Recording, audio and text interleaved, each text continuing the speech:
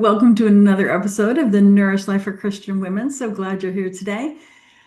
Today's episode is one that's inspired by a friend of mine, actually, a couple of friends of mine. It is a life lesson episode. For those of you who are new, you may not know, one of my favorite questions to ask people is, what is one life lesson that you've learned? And I actually keep a record of those because I'm not going to live all the lives, but I want to learn all the lessons.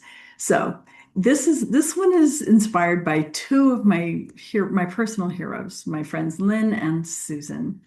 And we've all gone through periods of our life that are periods that are intense and hard, and we don't understand why things are happening. What is going on? Sometimes it's just a period of waiting where it seems like the heavens are silent, like there's a concrete slab between us and our God. However, there's a purpose in those. There's nothing that is wasted. Nothing that's wasted. My friend Lynn, when I asked her one life lesson that she's learned, what she said was that she realized in retrospect, she's at least in her 60s, I think in her 70s or more by now. And she said that she realized that everything that she had gone through had prepared her for what was coming. She didn't see it at the time, but she could look back and see that. And my friend Susan said, when I asked her that question, she said, don't take away any part of my story because all of them have helped me to be who I am and to know what I know and to be where I am today. Don't take away any part of my story. Both of these women I know well enough to know they've gone through some very challenging times in their lives. And if you're in one of those challenging times right now and you don't see the purpose of it, hang on. There's a reason for it. You're being prepared for something. Um, we've all had feelings where seasons where we felt like we were on some kind of a detour, like this is not my life, this is not how I intended it to go. We're off on some side road, and when are we going to get back to the main road and get back to our life? That's those seasons, challenging, challenging seasons where we've been waiting, seasons where nothing seemed to be moving forward, no matter what we were doing. And that can leave us feeling like we're kind of like falling behind. Excuse me. And there's a couple of myths that feed into this. We get this picture in our mind that life should be linear, that it should go like this or like this. And we've probably seen the visuals of, what we expected. And it shows like one straight line. And then what life really is, and it's like here and drops off and goes in all this crazy, messed up, tangled knot, and then up there. And life is definitely like that. Um, but nothing is wasted because it's preparing us. And detours, so to speak, are normal. I don't know anyone, I don't think anyone has ever existed where the beginning of their life, where they were conscious enough to think what they wanted their life to look like, went straight through all the way until the end, exactly how they expected. That's not how life works. And that's okay. That's even better because we don't know enough to be able to plan out the perfect life for us. Fortunately, there's somebody else who's in charge who does. And we'll get back to that in just a minute. Um, we have delays. Things happen, they slow down, and that's okay. Well, in Exodus, where the children of Israel are wandering in the wilderness for 40 years, we often basically critique them, going, hey, it was what could have been a 7-day journey, and yet they wandered in the wilderness for 40 years. Well, now, what was happening in that 40 years? There was purpose in their wandering. And sometimes there's purpose in our, what we term as wandering as well. The goal is not always to get exactly where we want to be as fast as we could possibly get there.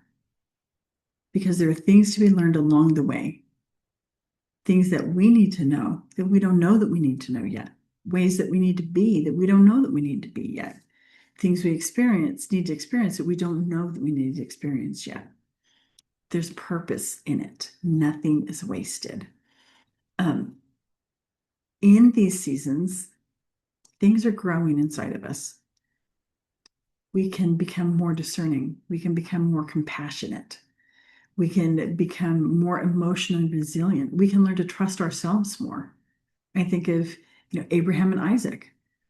When Abraham went to that hilltop with Isaac, God already knew Isaac's heart. Abraham's heart. He knew that Abraham would be willing to do whatever he was asked. By the time Abraham left, Abraham knew that too. God knows things about us that we don't know yet. We can learn to trust ourselves more in these seasons. We can learn to trust God more as well. Sometimes we go through seasons where it is so clear that we are so out of our element, so out of our field, so in over our heads. And we have no choice but to turn to Him. Well, we always have a choice, but our best choice that we know is to turn to Him. So we can learn to trust Him more in these seasons. All of those are invaluable things to learn. Growth isn't always visible while it's happening. Sometimes things are working in the backgrounds. And we need to be aware of that and be appreciative and patient in that. That's another thing that grows in these times is patience.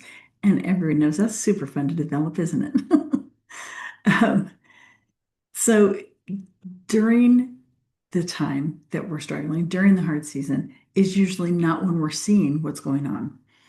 I think back to a time where when we were in our childbearing years, in our time we were still having children, I had two miscarriages. I had a miscarriage between my second and third, and a miscarriage between my third and fourth child. Obviously, not in my plan. That ended up with a spacing of 5 years between the second and third, and 4 years between the third and fourth kids. Again, that wasn't my plan, and I thought I had a pretty good plan. But years later, as things developed out, we went through a season that was a very difficult season.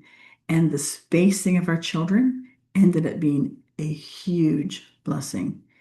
Now, while I had those miscarriages, I didn't know that. I didn't understand that. And it wasn't until years and years later that I understood why God, in His mercy, had allowed those spaces between those children. It became a pivotal and a blessing thing for us later on. And that's how it works. We don't usually we don't see in the midst of the hard thing what's going on, the work that God is performing in us, but He can. I want to, before we go any further, go back to the idea of what's happening, because we've all heard the idea that everything happens for a reason. And I am not 100% on board with that. In Romans 8:28, it says, "In all things, God works for the good of those who serve Him, who love Him." It doesn't say God makes good things happen. It's not that, oh, good, you're going through that trial. How awesome for you. What a great challenge for you to have. It's not that. It's that He can make reason out of whatever happens. Not everything happens for a reason, but He can make reason from it. So there are things that He allows to happen. There are things that He causes to happen. There are things that happen because of our choices. There are things that happen because of others' choices that impact us. God's not sitting up there, you know, plotting out every single little move. He gave us agency. And so there are going to be things that happen that it's not that that thing happened for a specific reason so that you could learn a certain thing. However, since that thing has happened, He can make reason of it. So when hard things are happening, know that God can make a good thing. He can make something good come from this not less than ideal situation, sometimes far less than ideal. He works in layers, not shortcuts. He worked with those children in Israel during those 40 years. So many lessons come from that time that we're privileged to read about in the Bible and learn from their experiences. And that He prepares us often internally before external things happen to help us to be ready. The children of Israel had to be prepared internally before they were ready to enter the promised land. It wouldn't have done them any good to enter the promised land before they were ready. It wouldn't have worked. But because they were prepared, because the internal things had happened, now the external blessing could come. The external thing could happen. Waiting does not mean abandonment, and silence doesn't mean absence. Waiting doesn't mean you've been abandoned. And if you feel like you're not getting answers to your prayers, that doesn't mean he's absent. Promise. God redeems and he repurposes and restores, even what felt like it was unnecessary. Why did I have to go through that? He can redeem, he can restore, he can resolve, he can repurpose that event and help that to be for your personal growth. You don't have to understand it yet. We're not meant to understand everything while it's happening. That's okay. The comfort can come in knowing that he's there. So if you're listening today and you're still in a season that doesn't make sense, that's okay. You're not behind, you're not failing, and your story is not on pause and it's certainly not done. So just remember the wise words from my friend Susan, don't take away any part of my story. And from my friend Lynn, that every single thing that she has gone through has prepared her for what was coming next. God is doing a work in your life, and we don't always know what it is. Often we don't know what it is, but we can trust him to do it, and we can trust him that it's going to be worth everything we went through to be there, to be that person that is the one who is a result of what we went through, and to receive the things that we received there in our promised land, like the Israelites.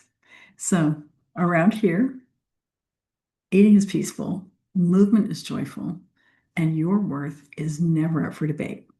If you're a Christian woman that wants that, then subscribe. You don't have to figure this out alone. See you next time.